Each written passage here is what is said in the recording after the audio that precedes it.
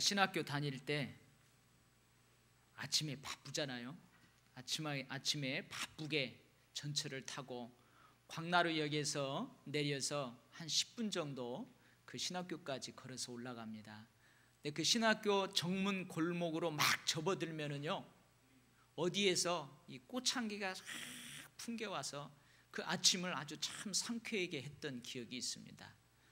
그 정문 골목 안에 우리 아람 선생님처럼 예쁜 자매가 운영하는 그 꽃집에서 꽃향기가 흘러나오는 거예요. 제가 그때 초년 시절에 그 향기를 맡으면서 이런 생각을 했습니다. 나에게는 어떠한 향기가 날까? 앞으로 목사가 될 나는 어떤 향기를 발해야 할까? 이런 생각이 있었는데요, 이 생각과 고민은 목사가 된 지금도 계속되고 있습니다. 꽃에만 향기가 있는 것이 아닙니다. 거의 존재하는 모든 것에는 고유한 향기 내지는 냄새가 있습니다. 사람에게도 향기가 있습니다. 그 사람의 향기는 바로 그 사람의 인격입니다. 주변의 많은 사람들이 나에게서 어떤 향기를 흡양하게 될까요? 나는 많은 사람들에게 어떤 향기를 바라면서 살아가고 있을까요? 우리 그리스도인들에게는 신앙 인격이 있습니다. 하나님께 예배하는 나의 신앙의 성장을 위한 경건 훈련이 계속되어야 될 줄 믿습니다. 또한 더불어 살아가는 사람들의 관계 영역에서도 나의 신앙 인격의 성숙을 위한 경건 훈련도 계속되어야 될 줄 믿습니다. 오늘 본문에 등장하는 무비보셋에게도 어떤 향기가 있습니다. 이 시간 무비보셋의 신앙과 인격이 우리 모두에게 큰 은혜가 되기를 간절하게 축원합니다. 오늘 본문 말씀의 배경을 좀 제가 설명을 해야 될 것 같아요. 지금 이스라엘을 다스리고 있는 왕은 누구냐 하면 다윗입니다. 그런데 다윗이 왕정 초기에 그 이스라엘을 다스리고 있을 그때에 쿠데타가 일어납니다. 다윗 왕권에 도전하는 쿠데타가 발생을 해요. 근데 국가 반란인 이 쿠데타의 주역이 누구냐? 놀라지 마세요, 여러분. 다름 아닌 다윗 왕의 아들이에요. 다윗 왕의 셋째 아들인 압살롬이 자기 아버지를 죽이고 자기가 왕이 되려고 하는 거예요. 그러면 이 압살롬은 왕이 될 만한 제목이 되느냐? 성경에는 압살롬에 대해서 이렇게 기록을 하고 있습니다. 온 이스라엘 가운데에서 압살롬같이 아름다움으로 크게 칭찬받는 자가 없었다. 그는 발바닥부터 정수리까지 흠이 없었다. 이렇게 기록을 하고 있어요. 백성들이 겉으로 보았을 때에는 아주 멋지게 생긴 거예요. 압살롬이 아주 준수하게 호리호리하게 미남처럼 생긴 거예요. 우리 주일학생들이 그러는데 조인성 같답니다. 조인성. 그 조인성 탤런트처럼 잘 생겼어요. 그리고 백성들이 칭찬을 합니다. 겉으로 봤을 때는 왕이 될 만해요. 그래서 그런지 이 압살롬이 언제부터인가 백성들의 마음을 훔치기 시작합니다. 백성들이 어려운 문제로 다윗 왕에게 재판을 받으려고 나오고, 그 어려운 문제를 해결받으려고 나오면은 그 중간에서 압살롬이 그 백성들을 가로채는 거예요. 이리 오세요. 내가 해결해 주겠습니까? 해결해 주겠습니다. 그러면서 이 백성들의 마음을 훔치기 시작하는 거예요. 아니, 그러더니 급기야 그 백성들과 함께 반란을 일으키고 말았습니다. 이 반란으로 다윗은 압살롬을 피하여 예루살렘에 있는 왕궁을 떠나서 도망하는 신세가 됩니다. 그러나 결국 반란군은 진압이 되고 압살롬은 목배임을 당하게 됩니다. 이제 반란군을 피해서 저 남쪽 요단강 너머까지 도망갔던 다윗이 다시 예루살렘 왕궁으로 돌아오게 됩니다. 이렇게 예루살렘 왕궁으로 황궁하는 다윗을 아주 급하게 영접하는 특별한 사람들이 있었어요. 누가 있었느냐? 시므이라는 사람이 있습니다. 이 시므이는 사람은 누구냐면은 사울 가문의 사람이에요. 그러니까 다윗 왕 이전에 사울이 예루살렘 초대 왕이었거든요. 이스라엘의 초대 왕이었거든요. 그 가문의 사람이에요. 근데 이 시므이가 압살롬을 피해서 다윗 왕이 예루살렘을 떠날 때에 다윗 왕을 저주했던 사람이에요. 뭐라고 저주했느냐? 야, 이 피비린내 나는 살인자야, 이 불안당 같은 자야, 가거라 가 하면서 다윗을 따르는 신하들에게 막 돌멩이를 던지면서 저주를 했던 사람이에요. 이 시므이는 다윗 왕은 점점점 사라져가고 압살롬이 왕권을 잡을 줄 알았던 모양이죠. 그런데 이게 어찌 된 일이에요? 다윗이 죽지 않고 다시 왕권을 회복하고 환궁을 하는 거예요. 그러니까 어떻게 했어요? 목숨을 구걸하게 해서 황급하게 다윗 왕을 맞이하는 거예요. 여러분, 이 시므이라는 사람에게서는 어떤 냄새가 납니까? 또 한 사람이 있습니다. 시바라는 사람이 있어요. 무비보셋의 종입니다. 다윗이 압살롬의 반에게 밀려 피난 갈 때에 다윗과 그 일행에게 나귀를 제공했던 사람이에요. 떡과 여름 과실과 포도주 등 먹을 것을 제공했던 사람이에요. 근데 이 시바는 종인데 어찌 이런 것이 있을 수 있느냐? 원래 시바의 주인은 누구냐면 무비보셋이에요. 오늘 등장하는 무비보셋. 근데 이 무비보셋 자기 주인을 속여버리고 자기가 다윗 왕이 어려울 때에 가서 도와주는 거예요. 그러니까 다윗 왕이 물어봅니다. 아니, 네 주인 무비보셋은 무엇을 하고 내가 이렇게 왔느냐 물어봐요. 그러니까 이 시바가요 거짓말을 합니다. 자기 주인 무비보셋이 이번 기회를 틈타서 자기 집안도 왕족이거든요. 자기 집안의 왕권을 다시 되찾으려고 하는 마음으로 다윗 왕을 배신한 것처럼 거짓 대답을 해요. 어수선한 상황에서 다윗의 흐린 판단력을 이용해서 자신의 주인의 재산을 다 가로챘던 자예요. 그 자가 바로 시바입니다. 그리고 무비보셋이라는 사람, 이 사람이 다윗 왕을 맡게 됩니다. 이 무비보셋은요 누구냐? 이스라엘의 초대 왕인 사울 왕의 손자예요. 사울 왕의 손자. 무비보셋의 아버지는 요나단입니다. 근데 이 요나단은요 다윗과 아주 친했어요. 정말로 남녀가 서로 사랑을 속삭이는 것보다도 더 가깝게 요나단과 다윗이 절친하게 지냈습니다. 무비보셋이 5살 때입니다. 5살 때, 아주 어렸을 때에 자기 할아버지 사울 왕과 자기 아버지 요나단 그리고 여러 삼촌들이 전장터로 나가요. 그래서 누구하고 싸우냐? 블레셋하고 전투를 합니다. 근데 그 전투에서 같은 날 자기 할아버지하고 자기 아버지가 전사를 해요. 같은 날 자기 아버지와 할아버지가 전사했다는 이 소식을 듣고 이 무비보셋을 키우던 유모가 급하게 무비보셋을 등에 업고 피합니다. 근데요 급하게 피하다가 이 어린 무비보셋을 땅에 떨어져요. 근데 이게 잘못돼 가지고 이 무비보셋 다리가 고장이 나버립니다. 그래서 무비보셋은 중도 장애인이 돼요. 이제 절름발이가 된 거예요.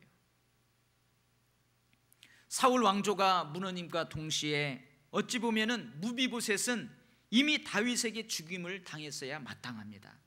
그러나 그의 아버지 요나단과 다윗이 아주 절친한 사이라고 했잖아요. 살아생전에 둘이 언약을 맺었어요. 요나단이 뭐라고 하냐면은 다윗, 나는 아무래도 내 아버지 뒤를 이어서 왕이 못될 것 같아. 네가 왕이 될 것 같다. 네가 혹 왕이 되면은 내 자식들 잘 맡아서 키워다오. 이렇게 언약을 맺었어요. 그리고 이 언약과 그들의 우정으로 이 무비보셋은 다윗에게 왕자처럼 특별 대우를 받습니다. 그래서 왕궁에서 함께 지내고 아침, 저녁, 점심 그 다윗 왕과 다윗의 식구들과 함께 식탁을 대하게 되는 거예요. 이렇게 다윗과 왕궁에서 특별 대우를 받으면서 지내던 차에 압살롬의 쿠데타가 발생하게 된 것입니다. 그래서 다윗이 급하게 도망갈 때에 이 무비보셋도 같이 따라가려고 했었어요. 근데 여러분, 이 다리에 장애가 있어요. 누가 도와주지 않으면 걸을 수가 없습니다. 근데 이 다리에 장애가 있는 무비보셋이 어떻게 말에다가 안장을 놓고 어떻게 말을 타고 어떻게 따라가겠어요? 그의 종 시바가 도와줘야 되는데 이 시바가 다윗 왕에 먼저 가서 자기 그 주인을 거짓말로 그렇게 아려버렸으니 어떻게 따라가겠어요? 그래서 함께 따라가지를 못합니다. 그래서 오늘 다시 황궁하는 다윗 왕이 무비보셋에게 다그치는 거예요. 무비보셋이여, 내가 너에게 그렇게 잘해주었는데 내가 공경에 처할 때에 너는 어찌하여 나와 함께 하지 않았느냐? 왜 나와 함께 하지 아니하였느냐? 이렇게 다그치는 거예요. 왜 그래요? 떠날 때 무비보셋의 종 시바가 한 거짓말을 다윗 왕은 진실로 받아들이고 있기 때문에 그렇습니다. 근데 어떻게 해요? 자초지정을 다 이 얘기 들어보니까 그 무비보셋의 종 시바가 한 말이 거짓말이라는 것을 알게 돼요. 사실이 아니다는 것을 알게 됩니다. 그러나 시바의 일방적인 말만 듣고 경솔하게 무비보셋의 재산을 시바에게 주겠다고 했던 약속을 취소할 수가 없어서 그 약속대로 재산을 시바하고 함께 나누라고 합니다. 여러분, 무비보셋의 종 시바에게서는 어떤 냄새가 납니까? 시대의 조류에 편승하는 기회주의자의 냄새가 납니다. 음모 술수의 악취가 납니다. 그런데 여러분, 오늘 비록 다리에 장애가 있어서 절름거리면서 거동이 불편하지만 무비보셋 그에게는 아름다운 향기가 풍겨납니다. 그 사람 무비보셋에게서 우리는 진실의 향기를 흡양하게 됩니다. 우리 민족 속담에 이런 속담이 있어요. 정승집 개가 죽으면 사람들로 문전성시를 이루어도 정작 정승이 죽으면 개미새끼 한 마리 안 보인다. 어찌 보면은 압살롬의 반역과 다윗 왕의 도피는 무비보셋에게 기회가 될 수 있어요. 다시 잃어버렸던 자기 왕가의 왕권을 회복할 수 있는 기회가 될 수 있다는 거예요. 그러나 무비보셋은 한순간 다윗의 왕권이 위태롭다고 해서 지금까지 자기를 왕자처럼 자식처럼 잘해준 다윗 왕의 공경을 외면할 수가 없었습니다. 오늘 본문에 기록하고 있죠. 그래서 다윗 왕이 급하게 피난길에 오르고 그리고 다시 황궁할 때까지 무비보셋은요 발을 맵시내지 아니했답니다. 수염을 깎지 아니했답니다. 옷을 빨지 아니했답니다. 여러분, 이런 행동은요 극심한 애도를 표현하고자 할 때 하는 행동들입니다. 무슨 말이에요? 무비보셋은 비록 궁을 떠나는 다윗을 뒤따를 수는 없었지만 다윗의 공경에 함께하고 있는 거예요. 함께 동참하고 있는 거예요. 지금까지 다윗 왕이 자신에게 진실되게 그렇게 행해 주었는데 무비보셋 또한 다윗을 향한 진실됨으로 이렇게 행동하고 있는 것입니다. 무비보셋에게서 진실됨의 향기, 공감의 향기, 함께함의 향기가 풍겨나오고 있습니다. 다윗이 왕으로 있든지 다윗이 도망자로 있든지 말입니다. 아무리 지혜로운 사람이라 할지라도 외모로 사람을 판단하는 실수를 하기가 쉽습니다. 지혜로운 다윗 왕도 예외일 수는 없습니다. 자신이 어려울 때에 자신과 함께 그 자리에 있지 않은 사람에 대해서 섭섭할 수 있습니다. 그 일 자체가 좋은 일이든 옳지 않은 일이든 자기에 대해서 좋은 말을 하는 사람을 좋아합니다. 그 사람이 하는 말이 좋은 말이고 결국은 자신에게 좋은 결과를 가져다 줄 것이 분명하지만 당장 내 눈앞에서 듣기 싫은 말을 하는 경우, 거슬리는 말을 하는 경우 대부분의 사람들은 그것을 싫어합니다. 그리고 그 사람은 자신과 함께하지 않는 사람이라고 단정해 버리는 경우가 많습니다. 그러나 자신 앞에서 좋은 말을 하는 사람이 뒤에 가서 자신을 나쁘게 말할 수 있다는 것을 사람들이 몰라요. 면전에서 자신의 감정을 좀 상하게 하는 사람이 뒤에서는 정말 자신을 위해 가슴으로 기도한다는 사실을 몰라요. 그 영혼을 위해서 경성하기를 자기가 회개할 자인 것 같이 그렇게 기도하며 그를 정말 사랑한다는 것을 모른다는 거예요. 앞에서는 하면서도 뒤에 가서는 그렇게 하는 사람, 겉과 속이 다르고 앞 면전과 뒷 면에서 다른 그러한 모습을 보이는 사람들이 많다는 거예요. 위선이죠, 거짓이죠. 그러나 여러분, 사람들은 모를 수 있어요. 그러나 하나님은 중심을 보시기 때문에 그 사람의 진실됨, 신실함, 그것은 하나님께서 보증해 주십니다.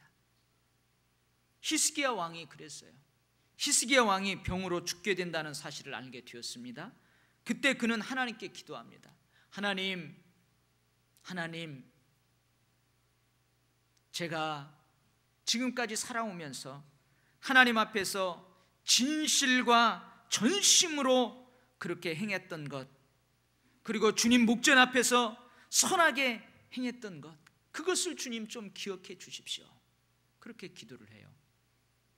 진실함과 선하고 착한 신앙과 생활은 하나님께서 인정하고 알고 계십니다.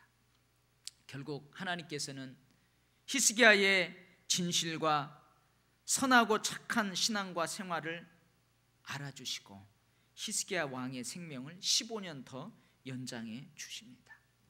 사랑하는 우리 도일교회 성도 여러분, 무비보셋에게서 진실됨의 향기를 흡양할 수 있었던 것처럼 여러분의 삶에서도 많은 사람들이 진실됨의 향기를 흡양하게 되기를 축복합니다. 두 번째, 그 사람 무비보셋에게서 우리는 은혜의 향기를 흡양하게 됩니다. 감사의 향기를 흡양하게 됩니다. 제가 이 짧은 본문이지만요, 이 무비보셋을 가만히 묵상해 보니까 무비보셋은요 상처가 참 많은 사람입니다. 5살 때의 사건으로 인해서 육체적 장애가 그에게 상처입니다. 제대로 걷지 못하고 절름거리는 그가 그 장애를 가지고 있는 그것이 그에게 상처입니다. 2다리를 평생 못 쓰는 절름발이가 되는 이 장애의 아픔이 그에게 상처입니다. 자신의 종 시바에게 배신당한 아픔, 속임받은 아픔, 그것이 그에게 상처예요. 자신을 아끼고 그렇게 사랑으로 대해 주었던 다윗 왕으로부터 오해를 받는 아픔, 그것이 그에게 상처입니다. 이스라엘 초대 왕의 손자로 어쩌면 지금 왕이 되어 있어야 되는데 그러지 못한 자신의 비참한 인생이 그에게 상처예요. 그러나 무비보셋은 이러한 모든 것을 원망하고 한탄하지 않고 그것을 받아들입니다. 범사에 하나님을 인정하는 것이지요. 그것을 인정하고 수용하는 이러한 무비보셋의 수용 능력이 여러분 어디로부터 나왔다고 생각하십니까? 그것은 바로 무비보셋 마음에 담겨있는 은혜에서 나온 것입니다. 자신에게 상처를 준 모든 사건이 원망스럽습니다. 모든 사람을 저주하고 싶습니다. 할아버지, 아버지, 유모 모두가 다 원망스러워요. 원망하고 저주할 만큼 충분한 장애, 시바의 반역, 다윗 왕의 경솔한 판단력, 생각하면 생각할수록 속에서 분노가 끓어오릅니다. 그러나 무비보셋은 그렇게 하지 않았습니다. 왜냐? 자기가 지금껏 받아 누린 은혜가 너무나 컸다는 생각 때문에 그렇습니다. 몰락한 왕가의 자손, 그것도 장애인으로서 죽음을 면치 못할 인생인데 여기까지 설계하신 하나님의 은혜, 다윗 왕의 은혜, 그 은혜가 너무 큽니다. 받은 은혜를 세어보니 셀 수가 없이 많습니다.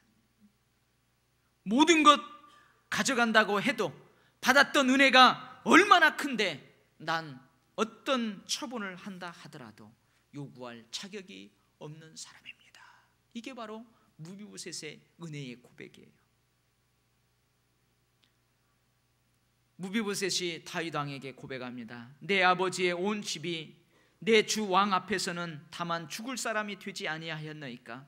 그러나 종을 왕의 상에서 음식 먹는 자 가운데에 두셨사오니 내게 아직 무슨 공의가 있어서 다시 왕께 부르짖을 수 있사오리이까? 이게 무비보셋의 고백이에요. 무비보셋의 위대한 은혜의 향기는 그동안 받은 모든 은혜를 단 한 번의 섭섭한 조치로 사그라들게 하지 않는다는 거예요. 많은 사람들은요, 은혜를 베풀고 사랑을 베풀고 그러다가도요, 한 번 섭섭한 말을 한다든지 한 번 섭섭한 조치를 하면요 픽 돌아서 버려요. 근데 무비보셋은 그러지 않았다는 거예요. 사랑하는 우리 도율교회 성도 여러분, 무비보셋에게서 이 은혜의 향기, 감사의 향기가 흘러나왔던 것처럼 우리 모두들의 삶에서도 이러한 은혜의 향기가 풍겨나기를 주의 이름으로 축원합니다. 세 번째, 그 사람 무비보셋에게서 우리는 충성의 향기를 흡양하게 됩니다. 아직도 다윗 왕은 무비보셋의 진실과 은혜를 발견하지 못하고 무비보셋의 몸종 시바와 재산을 나누라고 합니다. 이 말에 무비보셋은요 기꺼이 따릅니다. 왕의 명령에 불순종하지 않고 토달지 않고 기꺼이 따릅니다. 내 주 왕께서 평안히 궁에 돌아오시게 되었으니 그로 그 전부를 차지하게 하옵소서. 무슨 말입니까? 나에게 은혜를 베풀어 줬던 다윗 왕이여, 나는 왕이 다치지 않고 평안히 궁으로 돌아오게 되었으니 그것으로 되었습니다. 그것으로 만족합니다. 판단력이 흐려진 다윗 왕은 다른 어떤 사람들의 충성보다 더 위대한 무비보셋의 충성을 몰라줍니다. 그러나 비록 그러할지라도 무비보셋은 그 충성을 잃지 않습니다. 변함없는 충성의 향기가 무비보셋에게서 풍겨나오고 있습니다. 정치계에 한번 바람이 불면 그 바람 따라서 간에 붙었다, 쓸개에 붙었다 하는 정치인들이 참 많습니다. 다윗의 왕권은 아들 압살롬에 의해 순식간에 허를 찔렸습니다. 압살롬에게 쫓기는 그 기간 동안 압살롬과 함께 할까 아니면 계속 다윗과 함께 할까 고민하는 사람들이 참 많았을 것입니다. 간에 붙어야 되나, 쓸개에 붙어야 되나, 아니면 당적을 옮겨야 되나, 아니면 중도에 서야 되나, 아니면 그래도 끝까지 이 배를 함께 타고 가야 되나, 많은 고민들을 하는 사람들이 있었을 거예요. 그러나 무비보셋은 고민하지 않습니다. 끝까지 다윗을 배반하지 않고 끝까지 다윗 왕에게 충성을 합니다. 고려시대, 조선시대에 충성의 향기로 많은 사람들에게 감동을 주었던 사람들이 있어요. 그 사람들이 우리 후손들에게 시조를 써서 우리에게 충절을 알려주고 있습니다. 이 몸이 죽고 죽어 100번 고쳐 죽어 백골이 진토되어 넋이라도 있고 없고 임양한 일편단심이야 가실 줄이 있사오랴. 이 정몽주가 자기의 이 정치적인 충절을 지키면서 읊었던 시조예요. 이 몸이 죽어가서 무엇이 될꼬 하니 복례산 제일봉에 낙낙장송 되었다가 백설이 망건곤할 때 독야 청청하리라. 성산문이 우리에게 충절을 가르치고 있는 시조입니다. 제가 잘 아는 시인이 이런 시를 썼어요. 한번 들어보세요. 참 저는 많은 생각을 하게 했던 시인데, 바람이 불면 바람막이로, 눈보라 치면 눈보라 막이로, 당신이 약할 때 홀로 설 수 있는 날까지 곁에서 버팀목으로 살겠습니다. 당신이 꽃이 되고 열매가 되어 당신 홀로 넉넉히 설 수 있을 때 나는 쓸모없는 버림목 되어 당신에게서 잊혀지도록 사라지겠습니다. 얼마나 멋진 충절입니까? 충성하는 사람들은 많아요. 그러나 그 충성의 대가를 바라는 사람들이 많습니다. 그러나 끝까지 그 사람 옆에서 버팀목이 되어 주었다가 나중에 아무런 대가 없이 그저 버림목으로 사라져가는 이 충절의 사람들이 많이 있다는 거예요. 바로 무비보셋에게서 이러한 충절의 향기가 전해지고 있습니다. 사랑하는 성도 여러분, 여러분에게서도 이러한 충성의 향기가 많은 사람들에게 번정하기를 축원합니다. 제가 말씀을 마치면서요, 엉뚱한 생각을 한번 해봤어요. 만약에 예수님께서 이러한 무비보셋을 만나셨다면 어떻게 하셨을까? 만약에 예수님이 이 무비보셋을 만났다면 어떻게 하셨을까? 어떻게 하셨을 것 같아요? 분명히 무비보셋의 절뚝거리는 다리를 고쳐주셨을 것이 확실합니다. 육체적인 장애뿐 아니라 그 마음의 상처도 고쳐주셨을 것이 확실합니다. 근데 만약에요, 예수님이 무비보셋을 보고도 그냥 지나쳐버린다? 그러면 만약에 제가 예수님의 제자라면, 예수님 왜 무비보셋 안 고쳐주세요? 빨리 고쳐주세요. 이렇게 하고 싶어요.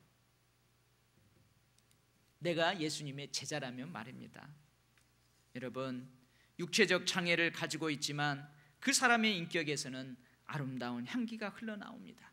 그 사람이 바로 무비보셋입니다. 육체적으로는 흠이 없이 건강하지만 그 사람의 인격에서는 역겨운 냄새가 풍겨나옵니다.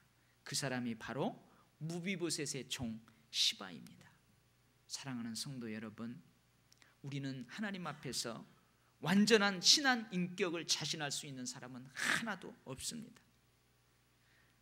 하나님과 사람 앞에서 완전한 신앙 인격이라고 자부할 수 있는 사람은 여기에 한 사람도 없습니다. 그러나 좀 더 성숙한 신앙 인격을 위해서 우리는 늘 성령 충만, 말씀 충만을 사모할 수 있습니다. 우리 모두가 포기하지 말고 더 성숙한 신앙 인격을 위해서 늘 성령 충만, 말씀 충만하시기를 주의 이름으로 간절하게 축원합니다. 아멘. 기도하겠습니다. 하나님 아버지, 우리는 하나님 앞에 설 때마다, 사람들 앞에 설 때마다 부족하기 짝이 없습니다. 무비보셋처럼 그렇게 진실됨으로, 그렇게 은혜에 감사하는 마음으로, 그렇게 충성하는 마음으로 많은 사람들에게 신앙 인격을 아름답게 드러내야 되는데 우리는 부족합니다. 아버지, 그래서 우리에게 성령 충만이 필요하고 말씀 충만이 필요하고 끊이지 않는 경건 훈련이 필요합니다. 아버지 하나님, 우리도 하나님께 사로잡히고 말씀에 사로잡히고, 그래서 우리의 마음이, 우리의 생각이 완전하게 변화되어서 우리의 삶에서도 그렇게 많은 사람들에게 아름다운 향기를 발할 수 있는 삶을 살아갈 수 있도록 축복하여 주옵소서. 하나님, 우리 교회를 이곳에 세워주셔서 감사합니다. 우리 도일교회가 이 근동에 하나님을 모르고 천국의 그 소망을 모르고 살아가는 많은 사람들에게 구원의 향기가 될 수 있게 하시고, 그리스도의 향기가 될 수 있게 하시고, 생명의 향기가 될 수 있도록 우리 도일교회를 부흥시켜 주시고 축복하여 주시고 사용하여 주옵소서. 예수님 이름으로 기도하옵나이다. 아멘.